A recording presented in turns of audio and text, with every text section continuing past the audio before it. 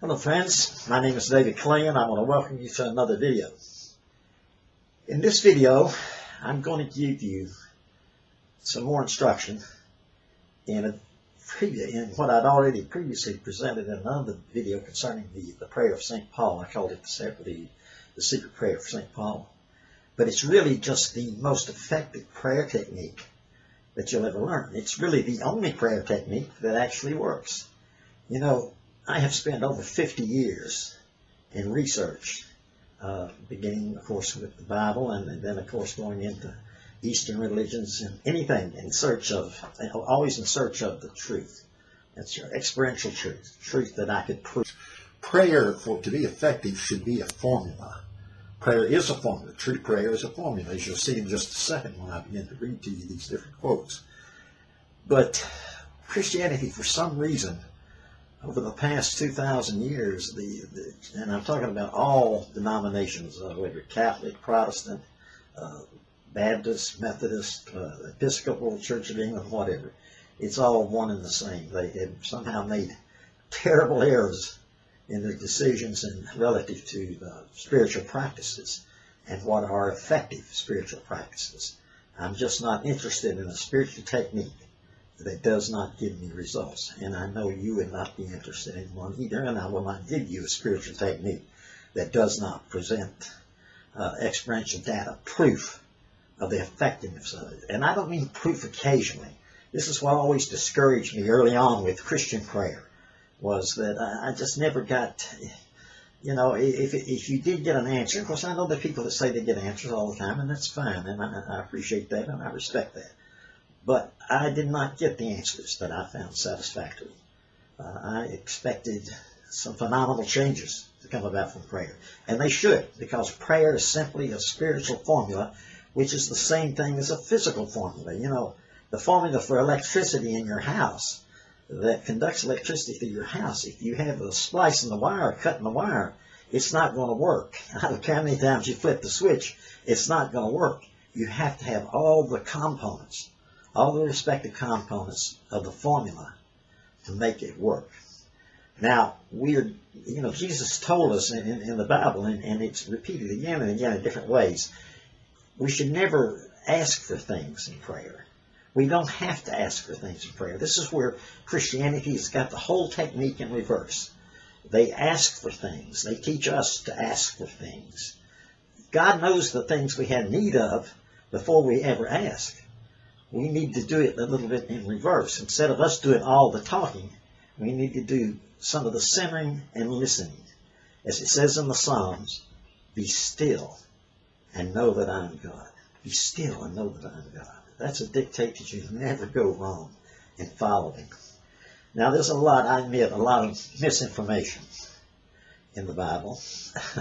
It's been changed over the years, as Dr. Bart Ehrman proves from the University of North Carolina in his best-selling books, Misquoting Jesus. I think that's a fact that most scholars would recognize and admit to. But there are still some glowing truths that come through in the Bible. Early on, I turned away from the Bible and went towards Eastern religions, meditation, and things like that. And it brought me full circle, right back, particularly when I discovered early on the Gospel of Thomas and the Gospel of Philip, and some of the other Nag Hammadi scriptures that are in the what are called the Lost Gospels or the Apocrypha, whichever way you want to look at it like that. But my point is, the way that we are taught to pray in Christianity is completely wrong. You see preachers every Sunday get up and they ask for this, they ask for that, so-and-so to be healed. This is not the way you do it. God knows that so-and-so needs, Aunt John, Uncle Bill, or whoever needs to be healed. They know this. God knows this. And he doesn't need to be reminded that your mortgage is due or that you have an important sales meeting coming up with your business or something like that. He knows this before you ever ask. As the poet said, he's nearer to you than your breath. Nearer to you than your breath. But we are taught that God is far away in his heaven. We get this image of an old man on a throne. I think almost all Christians have developed that image, whether they know it or not subconsciously. But that's not the truth. Christianity has made the mistake to separate us from God rather than to draw us nearer to God. And true prayer is based on the fact of drawing near to God. St. Paul says, and I repeated this in another video, but I want to repeat it here. St. Paul says in Corinthians, he says, where the Spirit of the Lord is, there's liberty. My video just went slow right then. I hope this is still recording. Where the Spirit of the Lord is, there's liberty. And that is so very true. So the thing that we need to do, rather than going in prayer to ask for things, is to simply become centered in a listening, still attitude, open to divine revelation, open to the divine influence. And this will be the beginning of our effective prayer. I want to, in the Psalm, in a very important Psalm, the 91st Psalm, which I'm sure many of you are familiar with. I want to get my notes out here. I want to read it. In the 91st Psalm, it recounts exactly what happens when you learn to dwell in what this Psalm calls the secret place. Well, first that begs the question, where is the secret place? That's the first verse. Let me read the Psalm to you, and then we'll go back and examine it a little closer. He that dwelleth in the secret place of the Most High shall abide under the shadow of the Almighty. In other words, if you learn to dwell, to locate your consciousness in the secret place, and I'll tell you how to do that in a minute, then you abide under the shadow of the Almighty. It means that that's a metaphoric way of saying you become lucky. You become luckier. And that is a fact. Now, everything that I'm telling you, I want you to put and experiment with. Don't take my word for it. Don't ever take somebody's word for it, whether it's a scholar or a preacher or anybody. Don't take anybody's word for it. Experiment with it yourself. As St. Paul says, make sure of all things, test all things, prove it. Prove it for yourself and hold fast, as Paul says, that which is good, which is the best advice you can possibly give. The second verse says, I will say of the Lord, He is my fortress, my God, in Him will I trust. That's asserting your position. And that's the attitude that you need to develop and have as you go into learning to dwell in this secret place. Surely He shall deliver thee from the snare of the fowler and from the noisome pestilence. In other words, whatever trouble, the snare of the fowler, this again a metaphoric way of saying that you won't be caught unexpected, that you'll be prepared for whatever. And this is the case if you learn to dwell in the secret place. This is not a euphemistic bunch of words put together to make promises that are not backed up. Now, praying the conventional way that you learn to pray and asking for things, no, that simply doesn't work. And again, I don't mean if you've had success with that type of prayer, well then fine. If that satisfies you, then that's fine. It did not satisfy me, and I get letters from people all the time that it does not satisfy. That's because there's simply a misunderstanding of the proper way to pray. Let me repeat. Rather than us asking for things, we need to be still, be quiet, listen, and receive, and expect to receive the presence of the Lord. Practicing it. Some people call it practicing the presence, which it's the only way to pray. It's the only way to pray and get immediate answers, consistent answers. I don't say like a hit and miss. I've always thought of Christian prayer the way we learn to pray it as a hit and miss proposition. Sometimes you might get an answer, sometimes you don't. Sometimes you get something that seems like an answer. That just wasn't satisfactory to me. Now, you can say that I'm testing God or whatever you want to. I don't think God minds at all. As a matter of fact, as I reiterated a second ago, St. Paul says to test all things, because we're not supposed to believe foolish things. We're not supposed to believe things that don't work. We want to believe only those things that do work. So anyway, surely He shall deliver thee from the snare of the fowler and from the noisome pestilence. The fourth verse says, He shall cover thee with His feathers. Again, reiterating the point that you will be protected. It's metaphoric. He will cover thee with His feathers, and under His wings shalt thou trust. His truth shall be thy shield and buckler. A buckler is a little round shield, a little short shield. So both the shield and the buckler are essentially the same thing. A buckler is a shield. Thou shalt not be afraid for the terror by night, whatever comes in the darkness, nor for the arrow that flieth at noonday, nor for the pestilence that walketh in darkness, nor for the destruction that wasteth at noonday. None of these things, and again, we're making a list here. These are the benefits. This psalm is one of the greatest psalms of all. This is a psalm essentially written by David, and it's reiterating the benefits of learning to pray in this way, of dwelling in the secret place of the Most High. Not of asking for things, but simply becoming aware of the presence, the divine presence, and all things are taken care of. If you're facing something, a difficulty or something, get quiet, close your eyes, and realize this divine presence. And I'll go more into that in just a second. 1,000 shall fall at thy side, and 10,000 at thy right hand, but it shall not come nigh thee. Only with thine eyes shalt thou behold and see the reward of the wicked. Because, now this is God talking here, this is God talking back in the psalm. Because he has made the Lord, which is my refuge, even the Most High thy habitation. There shall no evil befall thee, neither shall any plague come nigh thy dwelling. That's a big promise. Now, you put it to the test. That's a big promise. Neither shall any plague come near thy dwelling.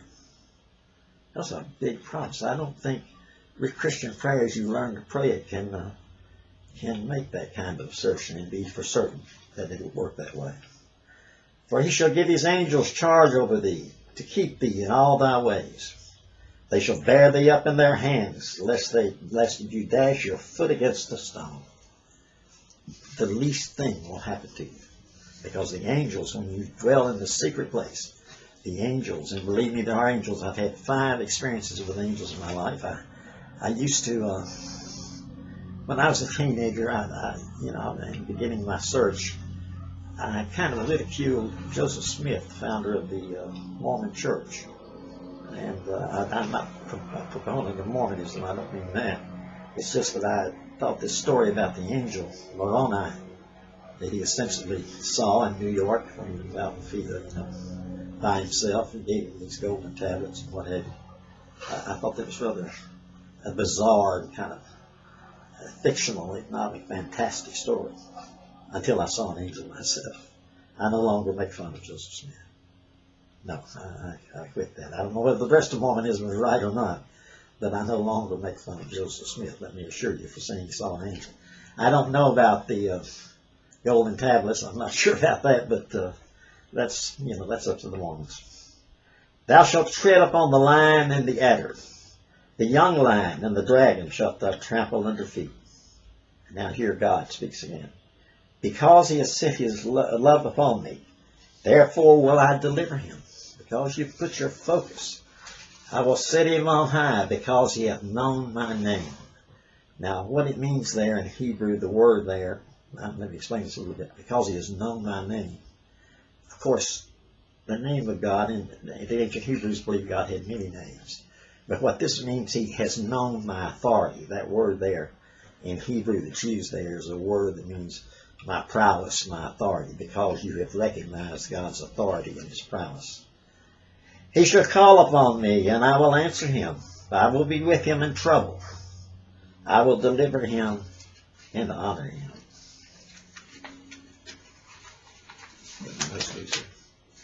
With long life will I satisfy him and show him my salvation.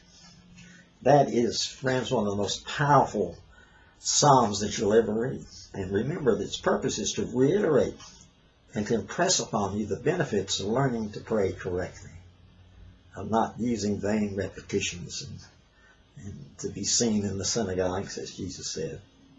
You don't have to ask. You don't have to ask for anything. Don't ever ask for anything in prayer. There's no need to.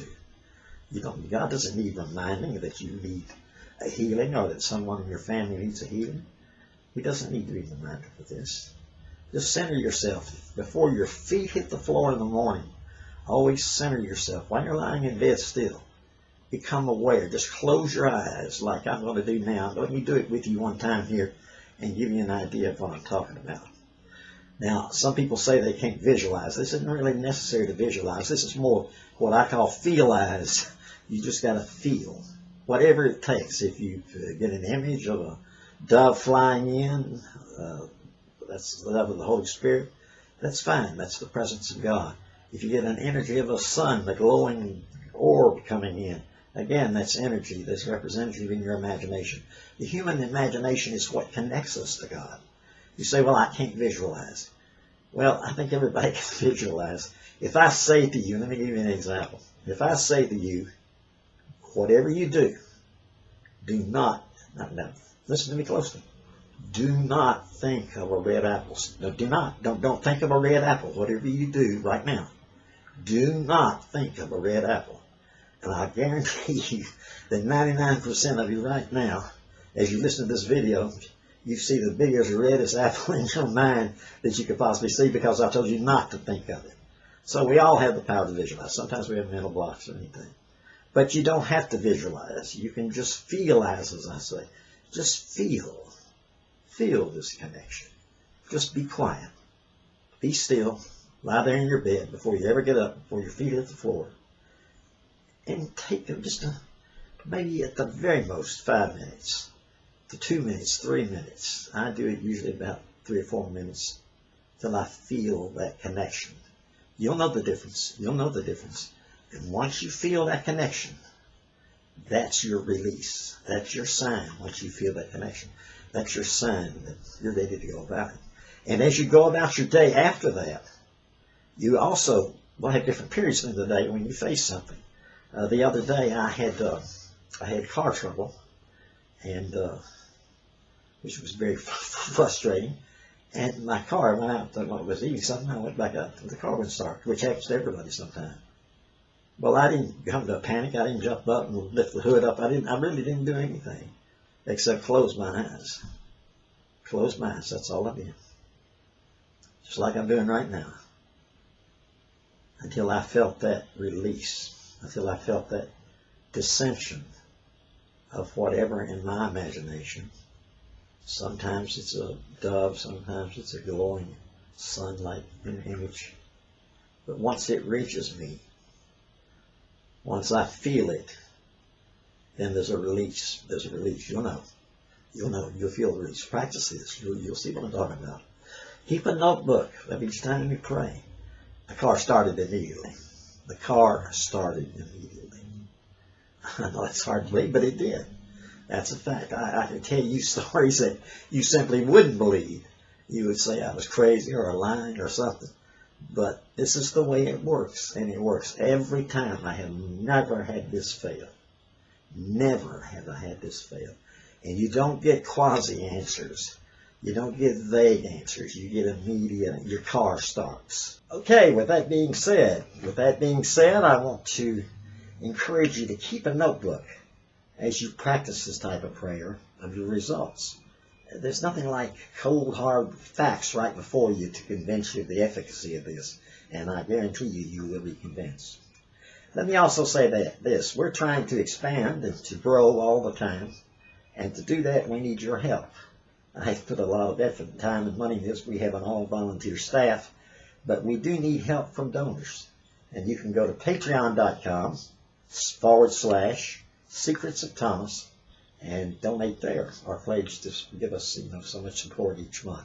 I don't care if it's $2 a month or $5 a month or preferably even $100 a month, or we'd love to have somebody donate $1,000 a month. That'd really get to jumpstart us on the website. We got a very complicated website we're trying to develop.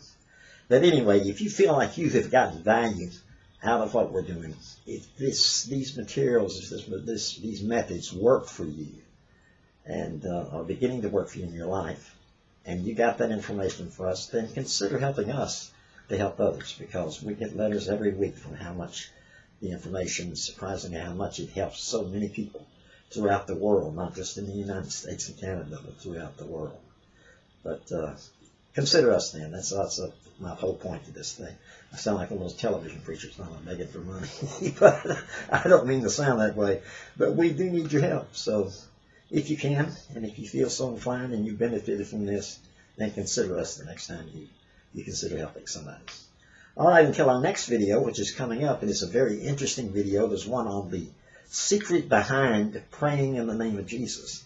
Now, it doesn't mean what you think it means, so be sure and watch for that video. Be sure and subscribe down below, and you'll be notified when that video comes out. And until then, I'm David Clay saying have a great week. God bless.